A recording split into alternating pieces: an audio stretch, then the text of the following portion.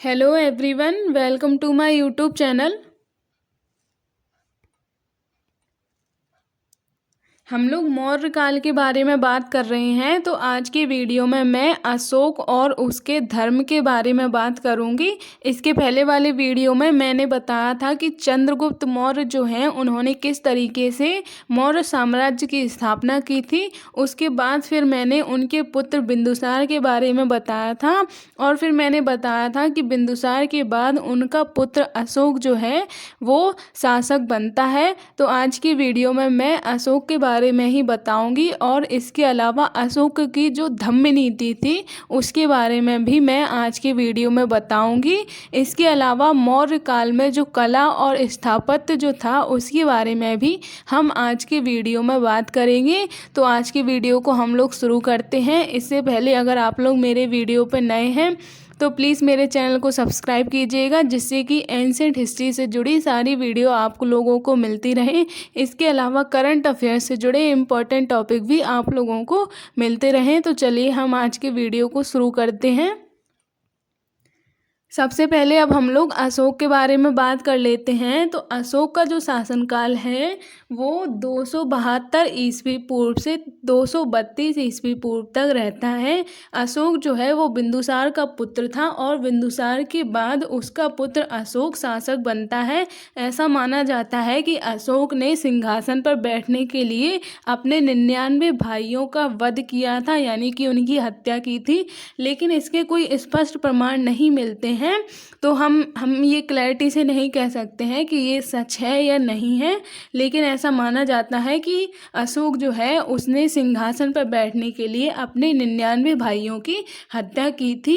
इसके अलावा अशोक जो है वो बौद्ध धर्म का समर्थक भी बन गया था। पहले तो वो शैव धर्म का संस्थापक था, लेकिन बाद में फिर वो बौद्ध धर्म का भी अनुयायी बन जाता है। तो इसके बारे में भी मैं आगे बताऊंगी। तो पहले हम बता देते हैं कि जो अशोक जो है वो बौद्ध धर्म का संस्थापक होने की वजह से ही एक महान शासक और एक आदर्श सम्राट के रूप में चित्रित किया गया है। अशोक जो है उसको विरासत में एक विशाल साम्राज्य मिला था, क्योंकि मैंने जब चंद्रगुप्त के बारे में बताया था उस टाइम पे ही मैंने ये बताया था कि चंद्रगुप्त ने अपने आसपास के जितने भी छोटे महाजनपद थे उन सबको अपने साम्राज्य में विलय कर लिया था और एक अपने बड़े विशाल साम्राज्य की स्थापना कर ली थी। तो वही जो साम्राज्य है वो अशोक को विरासत में मिला था।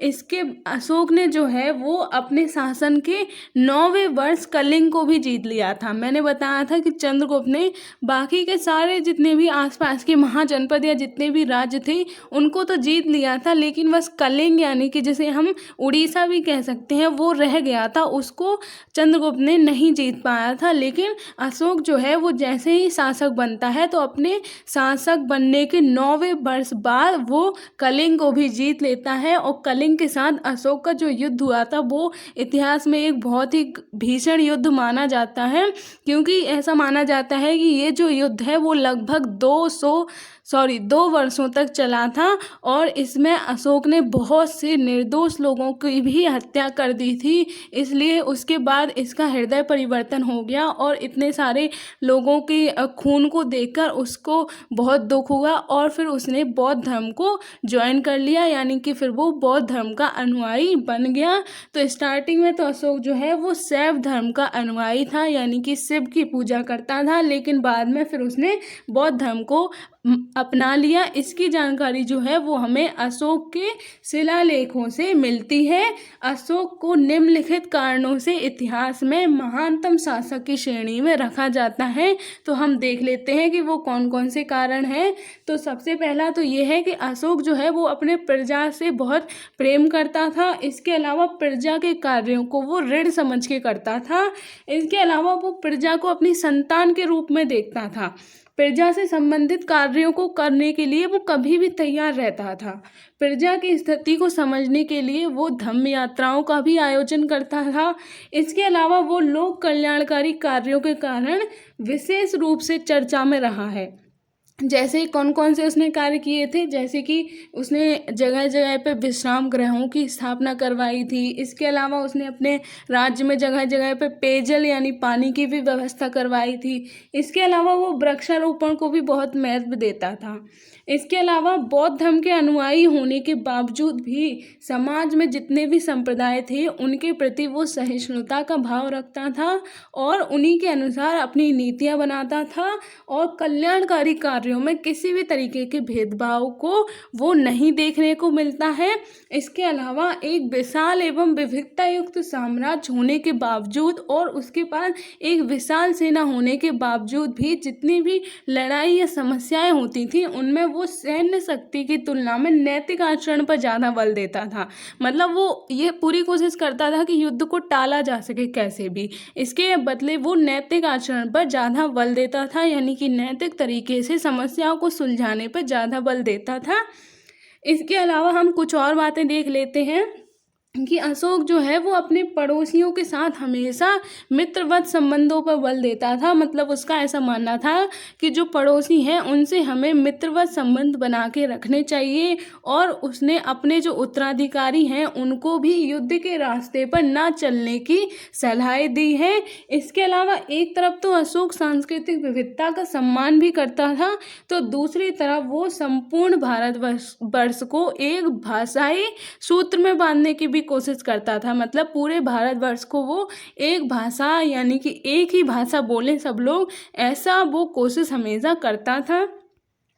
तो हम मैप पे देख लेते हैं कि ये जो उड़ीसा या फिर जिसे हम कलिंग कह सकते हैं, तो चंद्रगुप्त मौर्य ने ये इतना पूरा विशाल साम्राज्य तो पहले ही अपने जीत लिया था, लेकिन उसने बस कलिंग को नहीं जीत पाया था।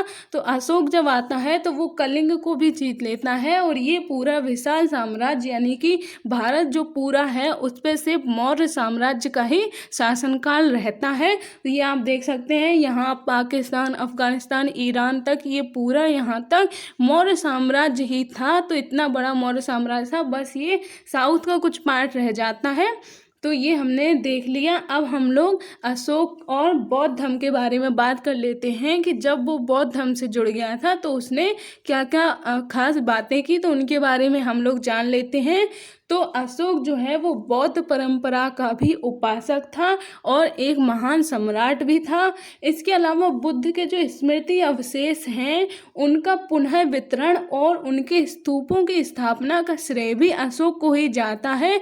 यानी कि बुद्ध जो थे उनके जितने भी अवशेष थे अशोक ने उनको पुनः इकट्ठा करवाया, उनका वितरण करवाया और उनके ही याद में बहुत सारे उसने स्तूप भी बनवाए थे। तो अभी हम आगे देखेंगे कि उसने कौन कौन से स्तूपों का निर्माण करवाया था। इसके अलावा अशोक के बारे में बौद्ध साहित्य में वर्णित है कि उसने बुद्ध के जीवन से संबंधित जितने भी महत्वपूर्ण स्थान हैं उनको भ्रमण किया, यानी वो वहाँ पर गया और उन स्थानों पर उसने स्मारक भी बनवाए थे। इसके अलावा अशोक जो है वो बुद्ध की शिक्षाओं से बहुत ही ज़्यादा प्रभावित था। कलिंग का जो युद्ध हुआ था उसके भीषण परिणामों के कारण ही अशोक ने अपनी युद्ध की नीति को छोड़ दिया था और शांति के मार्ग पर चलना उसने स्वीकार कर लिया था। अशोक ने पाटलिपुत्र में बौद्ध की विशाल जो संगीति है उसका भी आयोजन करवाया था और ये जो संगीति थी वो 3 नंबर की संगीति थी। जब मैंने बौद्ध धर्म पढ़ाया था तब मैंने बताया था कि बौद्ध धर्म में 4 संगीतियाँ हुई थी। पहली संगीति जो है वो राजगृह में हुई थी और दूसरी संगीति जो है वो वैशाली में हुई थी।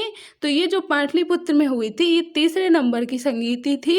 इसके बाद जो चौथी संगीति होती है वो कश्मीर में होगी, वो हर्षवर्धन के टाइम पे होगी।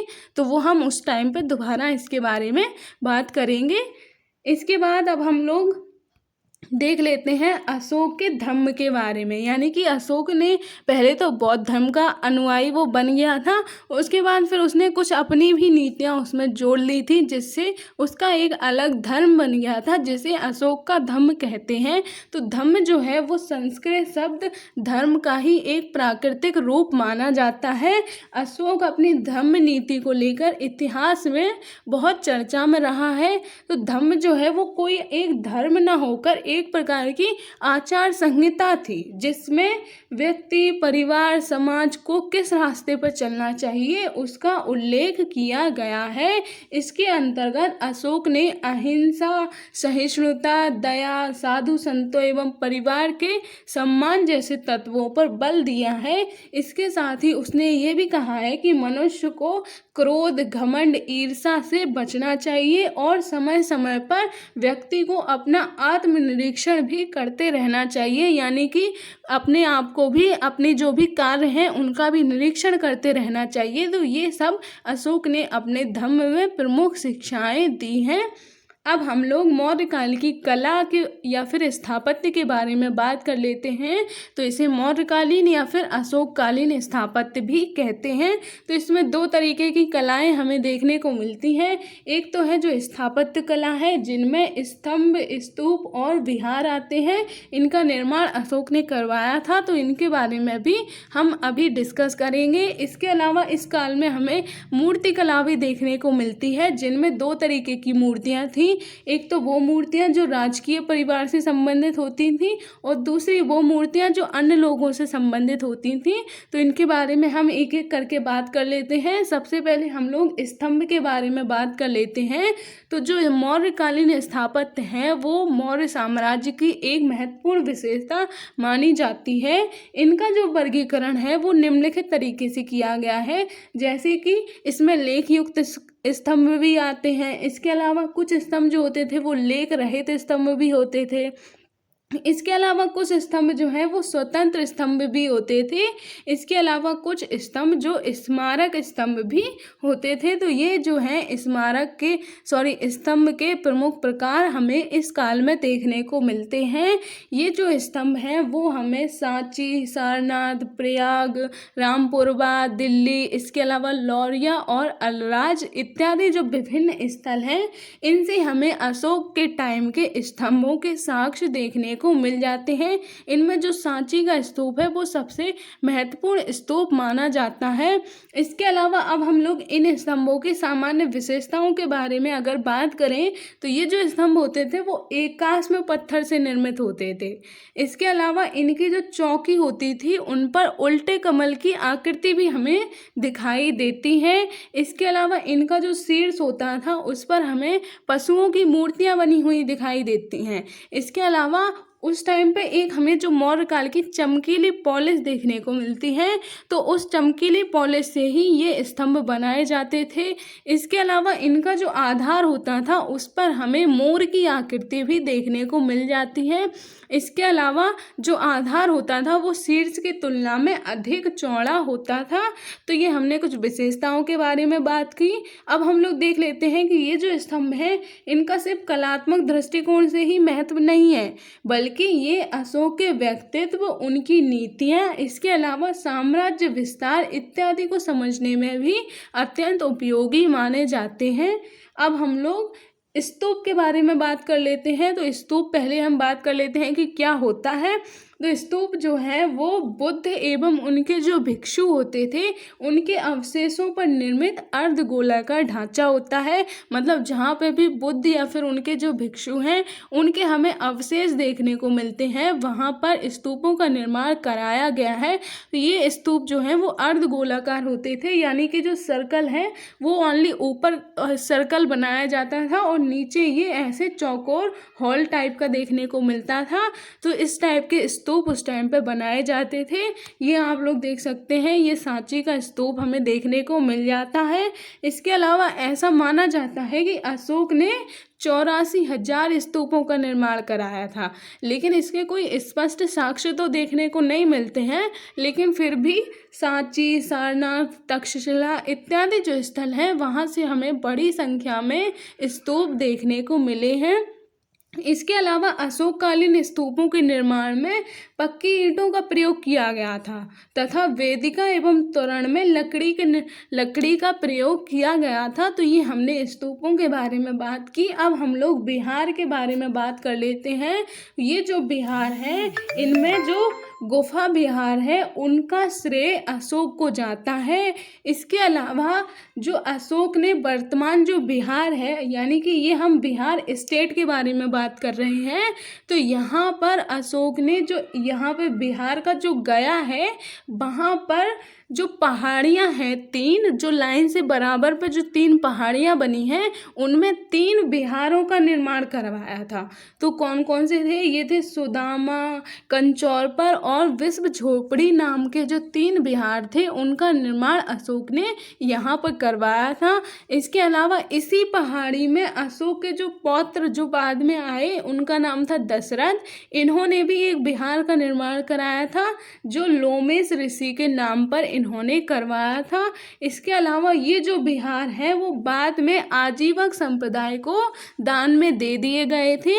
अब हम इनकी कुछ विशेषताओं के बारे में अगर बात करें, ये जो विहार होते थे इनका जो प्रवेश द्वार होता था वो बहुत ही संकीर्ण यानी कि छोटा होता था। इसके अलावा यहाँ पे कमरे जो होते थे वो भी छोटे छोटे बनाए जाते थे और इन विहारों में भी जो मौर्य काल की चमकीली पॉलिश है उसका प्रयोग किया गया है। तो ये हम लोगों ने बिहार के बारे में बात की। अब हम लोग मूर्तियों के बारे में अगर बात करें तो यहाँ पे हम पहले राजकीय मूर्तियों के बारे में बात कर लेते हैं। तो अशोक एवं उनके जो अभिलेख हैं उनसे हमें पत्थर की मूर्तियों के प्रमाण मिलते हैं, जैसे कि जो धौली एवं कालसी से हमें हाथी की मूर्तियों के प्रमाण मिले हैं। इसके अलावा अशोक के जो स्तंभ है वो शीर्ष से बड़ी संख्या में पशुओं की मूर्तियों के भी प्रमाण मिले हैं। जैसा कि अभी मैंने जब स्तंभ पढ़ाया था तब मैंने बताया था कि उस पर हमें जो शीर्ष है वहाँ से पशुओं की मूर्तियों के भी प्रमाण मिले हैं। तो ये हमें वहाँ पर भी मूर्तियों के प्रमाण मिलते हैं, जैसे कि रामपुरवा में जो स्तूप है वहाँ से हमें बैल की मूर्ति मिली है। इसके अलावा सांची से हमें 4 शेर की मूर्तियाँ भी देखने को मिल जाती हैं। इन मूर्तियों की हम कुछ सामान्य विशेषताओं के बारे में बात कर लेते हैं। ये जो मूर्तियां हैं इनमें मांसपेशियों का उभार हमें दिखाई देता है। इसके अलावा इनका जो शारीरिक अनुपात है उस पर विशेष ध्यान दिया गया है और इनमें हमें सौंदर्यता भी देखने को मिल जाती है। इसके अलावा इन मूर्तियों में हमें जीवंतता भी देखने को मिलती है, मतलब देखने पे ऐसा एकदम रियल जैसी लगती है कि एकदम रियल इमेज बनी हो। तो ये हमें इस टाइप की मूर्तियाँ देखने को इस टाइम पे मिल जाती हैं। अब हम लोग कुछ मूर्तियों के बारे में बात कर लेते हैं जो आम लोगों से संबंधित होती थी। ये जो मूर्तियां हैं इनमें हमें यक्ष एवं यक्षिणी की मूर्तियां देखने को मिलती हैं। ये यक्ष और यक्षिणी जो है वो अशोक के जो नगर होते थे उनमें जो आम लोग होते थे वो यक्ष और यक्षिणी नाम के जो देवी देवता होते थे उनकी पूजा करते थे। तो हमें इनकी भी मूर्तियां अशोक के टाइम पे देखने को मिलती हैं। इसके अलावा ये जो मूर्तियां हैं वो हमें पटना, मथुरा, विदिशा इत्यादि स्थलों से सर्वाधिक संख्या में देखने को मिली हैं।